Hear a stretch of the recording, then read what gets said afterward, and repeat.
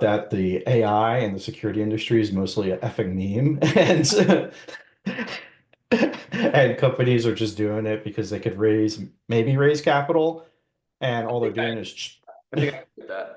I mean, just think of it, right? Like, how long ago did GPT-3 come out? And then there was a bunch of resistance. And then what did they come out with next? 3.1 or 3.5 turbo or some crap like that. I think And then it was just a complete pivot. It was like, oh, this is a game changer. Everybody has to use it. Everybody's going to get fired.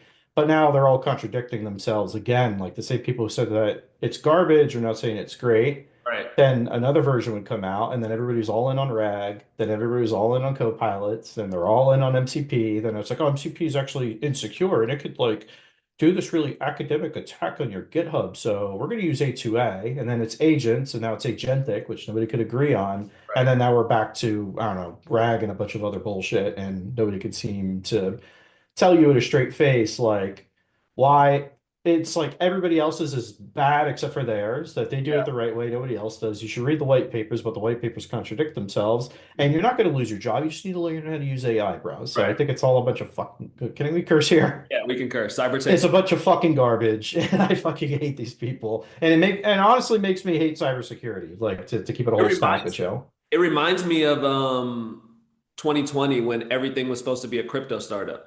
And it was like, Hmm. remember a VC told me, "Have you thought about SOC 2 for the blockchain?" And I was like, "No, I have not. Oh my God. I have not thought about that. That is the stupidest fucking idea I've ever heard in my life." And I think that's like what you're saying is now with security and AI, it's just like everything is AI. And it's like, no, it's not. You're lying. You're just saying that to get funded. Right. I mean, it's like everybody was a CNAP, and then everybody wanted to do SOC 2 automation. I mean, when you had Byte Check, right? Right. How many other companies came out of the woodwork? Now there's like Right. 50 of them, and the ones Right. that survived either pivoted to vendor risk management and then have the AI read back policy to you. And it's like, oh, but our AI has secret knowledge that we trained it. I'm like, shut the fuck up. You just gave it a NIST paper on vendor risk management, and that's it. Because if you ask it a bunch of different prompts, it's going to give you the same freaking thing back. And the thing that kills me about it though is that I hate using the game changer term because that's like a cringe, stupid, like BuzzFeed, Yeah. terminally online phrase. It's like, oh, game changer.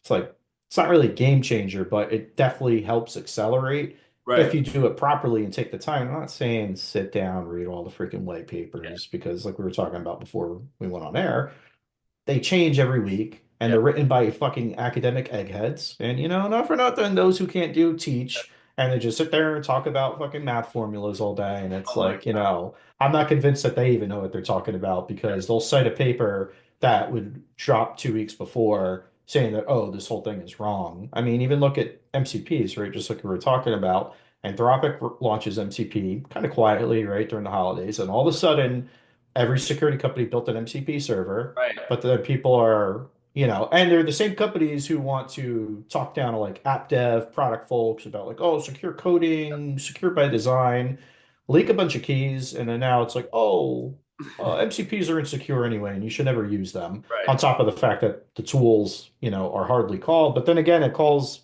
that research into question because if the white papers are wrong and the white papers are always changing, who's to say that the benchmarks are doing are even right? Exactly.